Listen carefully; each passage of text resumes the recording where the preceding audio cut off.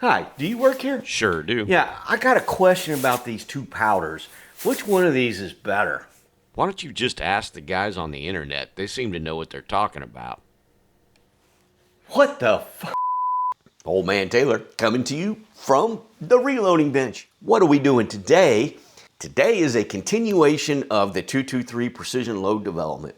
We're going to take the winners we identified in our last episode with the OCW SD point of impact test, and we're going to confirm those loads by shooting larger groups. We're going to take them to the range, and we're going to come back and go through the analysis and see what makes it and what doesn't. If you recall, in our last episode, we had some really promising results with N135 and N140. We're going to put those against each other today. Which one do you think is going to be the winner? I can tell you almost always there's a surprise. Let's go through it and see what happens. All right, let's talk about this video. This is technically part 4 in the 223 precision loading for long range, but of course this process can be applied to other calibers, other rifles. It's just a solid process for longer than 100-yard range. If you haven't seen those videos, I'll put a link in the description. Strongly recommend you watch them. You don't have to, but it will tell you how we got to where we are right now. Little housekeeping before we get going too far. Just a reminder, the 77 SMKs that I'm shooting are provided by Seirra. No money changed hands, but they did provide those projectiles. I'm shooting Lapua brass that was contributed by Lapua. Some of the N135 was contributed by Vihtavuori. Some of it is my own. N140 I supplied. Another housekeeping bit, I do have a poll in a post on the page. Don't forget to vote on what your next topics you want to see are. Right now, my winners are looking like tuners and annealing. So what I'm doing is I'm talking with Eric Cortina about some tuners, probably going to be doing something with that. And I am setting aside some unannealed brass to get a bunch of firings on it and collecting some brass with the same number of firings. We'll be doing some testing with that in the future. I'm pretty solid. But vote on all of those options. I'll take the winner as our next video topic when we complete this load process. Quick reminder, I do have RCBS links in the description. Any kind of RCBS stuff you're looking for, those links will take you directly to their site, and I will receive a small percentage of a sale that comes from that. There has been some discussion about the 223 rifle that I'm actually shooting and what is it. So I just wanted to cover that real briefly. It is a factory Savage Model 12. The barrel contour is a heavy varmint 26-inch hunting rifle. The action is just a 223 Model 12. The trigger is the original AccuTrigger. I have done a little bit of work to that. The stock that it's sitting in is the original stock. I've also done some work to that. Yeah, I'll put a video in the bottom down there. I added the magazine, added the comb adjustment, added the cheek riser, and did a little bedding and some pillar work for precision in that. Sitting on top of it is an Athlon, and keeping the economy idea of this rifle, I'm shooting the Aris B as in Bravo BTR on top of that. And I have a Harris knockoff on the bipod. Had that rifle for 2 decades at least at this point, so it's got quite a few rounds down its tube as well. In my last video, I mentioned I was having some demonetization issues. In fact, the last video was demonetized also. I did win the appeal on that, and it's back in play. But several of you responded with some super likes to help support this channel. Now I gotta take a minute and give you guys some appreciation. Truly appreciate that type of showing me that you appreciate what I'm doing and help make it possible. So thank you to these guys. Really appreciate it. And feel free to do that. It's pretty easy if you have that set up with YouTube. Let's get into it. Starting out with N140. The load that we had from our last video that we wanted to move forward with, let's do a very quick review of that. Looking at the group centers target. These are the centers of the 5-shot groups that we had done. we can see we had two possibilities here. We had group 3 and group 6 that had some pretty good clustering going on as far as the group a little bit faster and a group a little bit slower in the same general location. So based on that target, we were thinking 3 and 6. And then we took a look at our velocities, our SDs on our velocity specifically, and we saw 6 was not so great. But 3 looked pretty solid. So we decided to investigate 3 just a little bit deeper. And if we look at the actual targets from the 5-shot groups at 2, 3, and 4, with the idea being, of course, if our velocity speeds up or slows down based on temperature, we'll move into 2 if it slows down, 3 if it speeds up. If it goes a little faster than that, 4, all look pretty good, look real solid. So that was the load that we chose, group 3, and that's what we'll be loading up in testing today. What is our objective? Our objective is to really confirm our SD. We're going to need more shots to do that. In my experience, around 15 shots or more is necessary to get a repeatable within a range SD number on velocity, standard deviation of velocity. There will be a spread, so it's not going to give us the exact number we're going to get every time, but it's going to give us the range. We want to confirm that that range is out of the teens. Double-digit numbers are okay as long as we're talking 12 or 11 or 10. Knowing that it could vary a few feet per second, and will vary a few feet per second when we get into larger groups, hoping that those will shrink if they're up there in that 12 range. But really, ideally, we want to see single digits. That's what we want to see. That way we know if it does go up, it doesn't go much higher than that, and we'll be okay. Keeping in mind that this is for distance. If this was a 100-yard load, just wouldn't matter. Right? So we want to see that. Well, the other thing we want to look at is the size of our larger groups. How big are these shooting? We've really ignored size pretty much until this point. Keep in mind there's a couple things that will impact these sizes. So these are not our finished sizes either. Right? Number one, we're not going to be able to shoot 25 shots. We're going to shoot the 15 I'm talking about. Which means I've still got some variance there on those groups. They're not going to get any smaller, but they could potentially get a little bit bigger based on the number of shots and the math. All right, second thing to note is we have not done a seating test. There's a lot of debate about whether that's real or not. Of course, I've got a video on that, and I will show this whole seating depth process and have that discussion probably in the next video when we come out of this testing. In my experience, 77 SMKs are tunable and seating depth does matter. How much? It's not going to be a massive amount.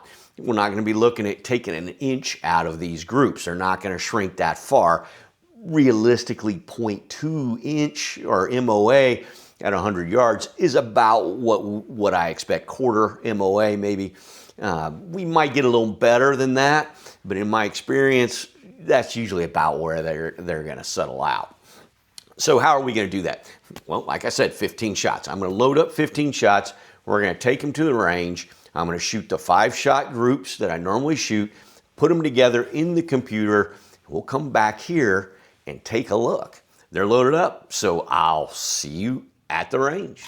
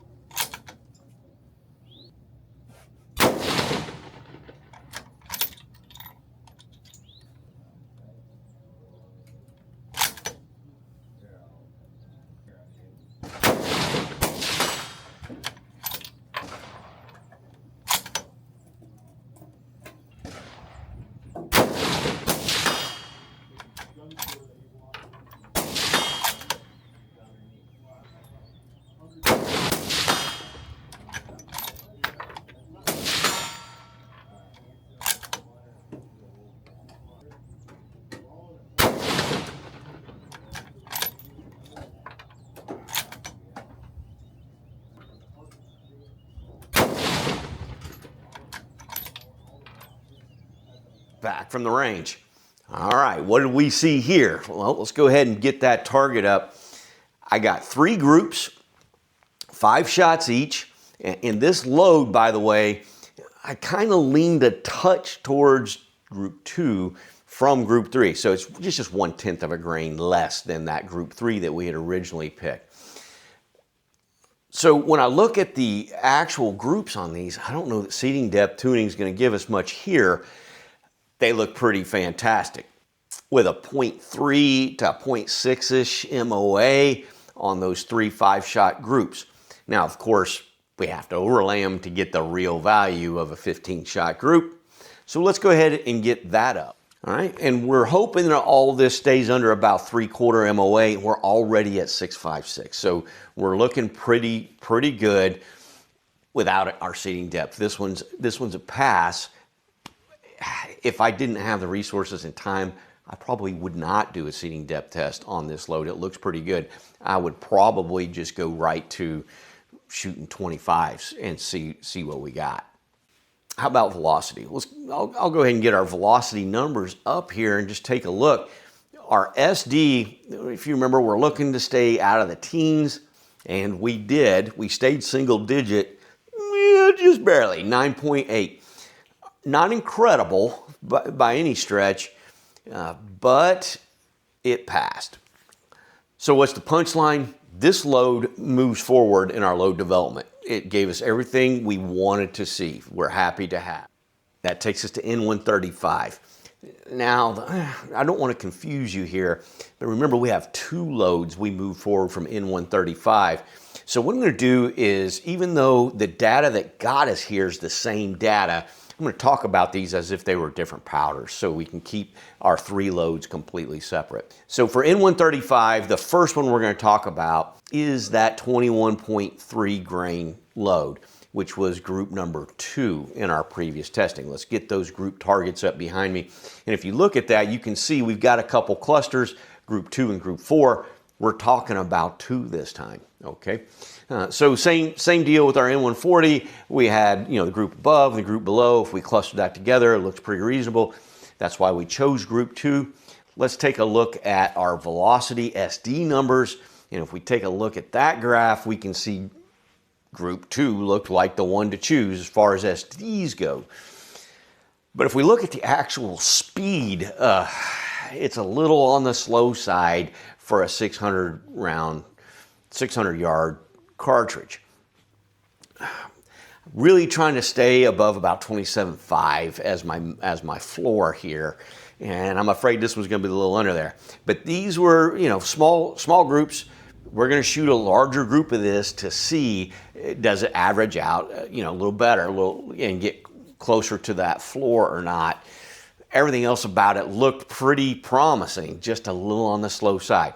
So we're going to take 21.3 to the range, and we're going to do the exact same plan. I'm going to load 15 rounds. I've got 3 targets. We're going to put 5 shots into each 3, and we're going to come back here and talk about the whole thing. Now, one thing I do want to point out about my range trips this time, all 3 of them, I'm running new cameras, I'm running new angles, I'm editing a little bit differently in each one of these range sessions. So, feel free to jump in the comments there and let me know what you liked and what you didn't like.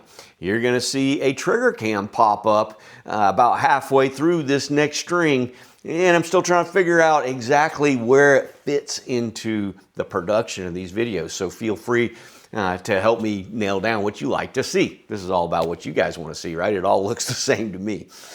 I'll see you at the range.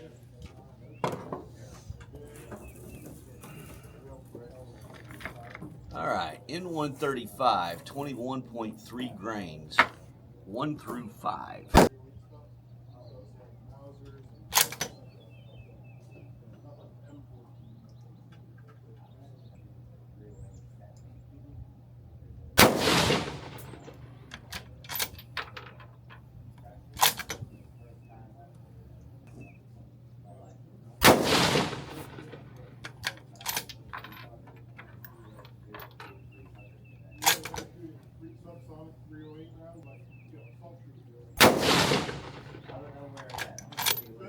got 6 more accurate than the 308 with the subsonic loads. Wow. Worked really well. Yeah. Can't take much more shoulder piece.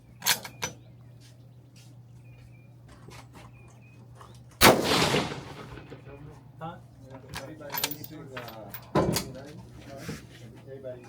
Wolves on vacation?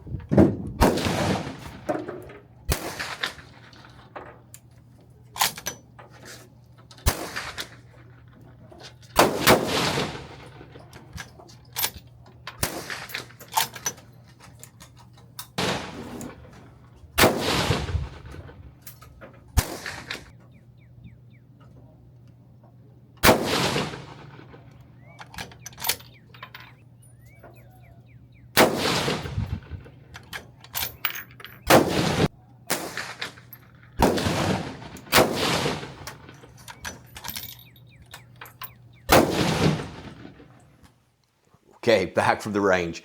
Let's put that target up behind me here, or probably off to the side because it's a little narrow, right? So when we look at these 3-shot groups, I got 2 of them that are in that half MOA range. I've got one that was a little bit bigger. When we put those together into the composite, we're still within range. You know, we don't want to go much over that 1 MOA at this point, knowing that we're going to do a seating depth and drive this one down. But it's starting to get up there. You know, 0.9's not looking fantastic. The second thing that, and I forgot to mention this in the N140 analysis, is mean radius. I've got enough shots now to start using mean radius, so I'm going to call that out. In fact, I'm going to put N140 back up so we can look at its mean radius. Yeah, we're sub 2s on the mean radius for a 15-shot group. And if you're not used to mean radius, kind of think about at 100 yards, and this is an MOA, about a quarter, 0.25-ish, is similar to what we're looking for, our 0.75 MOA-ish. They're not a direct relationship because we're counting every single shot, not just our biggest. But it is going to tell us how that's clustering in that group and whether maybe the wind just caught one or I had a flyer or something like that. If I've got one that is kind of throwing the group size off, that mean radius will stay small. If I've got the whole group kind of spread out, that mean radius will also grow. Well, if we look at N140's mean radius, that's telling us it's a very concentrated group of fire. That's a good thing. When I look at the mean radius for this particular load, I can see it's significantly higher. Yeah, we got that one up now. 0.231, so we're still under that 0.25-ish area. So no red flags. It's not as good as N140, but it's still pretty good. We're still pretty happy with that. Very promising to take that on to a seating depth test. Okay, let's put up our velocity. First thing I'm going to be looking at is my standard deviation of my velocity. If you remember, we want to be out of the teens. We want to be lower than that, and we are 7.9. So we've got a better standard deviation than we had with our N140. But if we look at that velocity, remember we were hoping that was going to ease up a little bit on the average. It went the other way, 27.15. It's just too slow for 600 yards. It's just not going to work out. So unfortunately, even though everything looks very promising on this load, all the way to what did its velocity do, which was our main concern, it's just not going to be good enough for 600. Would this be a pretty good 300? Yeah, actually it would. And maybe competitive at 5, not sure, but pushing it you know, once 2, 2, 3, once we get out past 6, really out past 5, he starts plunging pretty hard. This velocity is going to make that worse, and the wind effect and everything else. It's just too slow. But N135 is not out of the game yet. 21.7 was our next load we wanted to look at. Let's get those group center targets back up from our last video. And if we look at this, we can see we've got a second shot at this. That was group 4 in this composite of our centers, right? So if we drift a little to the 3 or the 5, we look pretty stable there. So we wanted to move forward with this load as well. If we pull up the velocity and look at the SD for group 4, we look pretty decent. So we're going to take this guy to the range with the same plan. We're going to be looking to make sure our SD remains stable through a large number of shots and make sure this group doesn't open too big to be unrecoverable with our seating depth test that we'll be doing a little bit later. See you at the... Right there in the water, these pigs like crazy. I think that in our private.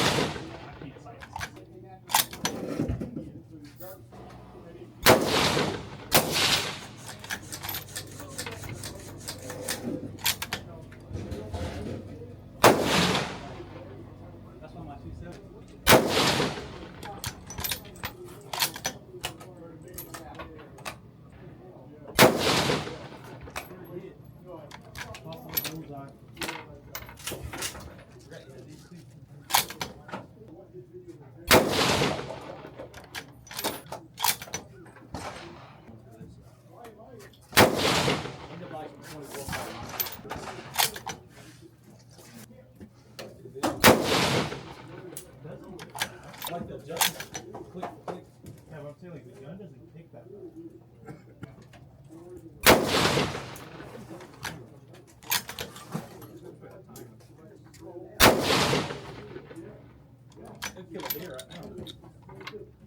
Back from the range. All right, I got to talk about this one a little bit. Through the first 2 strings that I shot, I had no environmental impact to speak of. When I was shooting the tail end of this session, we started getting some significant gusts. And unfortunately, the gusts were left to right. They weren't in my face or in my back. So they were kind of pushing a little bit. Now, they were gusts, so I did try to time the flag laying when I broke the shot. I'm not sure how well I did on that. The targets themselves kind of indicate I didn't do so great. We had some horizontal stringing without vertical in this one. So we're gonna put an asterisk on this. Remember, we're not ruling this in or out based on group size unless it was really big. And we didn't see that. But just keep in mind, this is not going to look as great as any of us expected, I'm sure. But we're going to see that a lot of that is in the horizontal. All right, yeah, and let's put those 3 targets up real quick here and just take a look at them. Yeah, and we can see they're not super tall, but yeah, we got a little bit more going on side to side, and that's what I was talking about as I was shooting it. All right, let's take a look at the composites and get the numbers on the whole thing. 1.1 MOA, so we broke an MOA, very concerning, right? I didn't say I'd rule it out based on that, but it's a big red flag. I don't think I can shrink a 1.1 MOA down to a 3/4, which is our requirement with seating depth. I just don't think it's gonna have that big of an effect. But that being said, I do have this wind vertical stringing, and it wasn't so bad not to try. I guess that's my point. So if I look at that data, I can also see my mean radius broke my 2 1/4, so yeah, that makes sense because it was more spread out as well. Not happy with those numbers. But let's look at one more thing, and that's if we take a look at our group height, we can see, without the wind moving that around, I'm well under 0.75. That's promising. And like I said, we can see that composite is really just showing this thing's really strung out. So I'm going to give it a pass on the targets with an asterisk. I think that wind was my issue. Let's take this guy to seating depth and see if that shrinks it down if my velocity SD passed. Let's take a look at the velocity numbers. What do we got? Yeah, we came out with a 6.6 on our SD, the best of the day. That's what we actually expected. Very happy with that number. It looks fantastic. How about that minimum velocity? That was what took out our other group, 2763. We're over our 2750 that we wanted, just barely. So we'll have to see. I'm gonna go ahead and pass this load, and we'll move on to our next phase of this whole thing with the idea or the concept that I may have a tighter group at 100 yards with the N140 with a little higher SD. I may have a little bigger group with our N135 with a lower SD. And if everything goes as I expect and it makes it through the next round, we'll see what happens at 600 yards with those two parameters at play against each other. It'd be pretty interesting to see. So what are we going to do? Well, our next video is going to be all about seating depth. There's going to be a lot in there. I'm going to have to speed up the range because there's going to be a ton of shooting. I got to shoot a seating depth test, and I got to do it on both loads because they're not the same. And that also will answer a question for us. If I figure out a seating depth for a particular projectile and I change its powder and velocity, do I need to do it again? Well, we're going to run them both and we'll compare them side by side and we'll see, do we get the same depth? Bet we don't. And we may even, I don't know, just for fun, shoot a standard without the seating depth against one of the two and see if it's actually bigger to make sure seating depth does anything. Sound kind of familiar? Yeah, it's kind of what we did in that video where I was talking about, is seating depth a myth? Well, why not? Let's do that too. We'll show all that in the next video. It's going to be pretty exciting stuff. I appreciate your time. This is Old Man Taylor.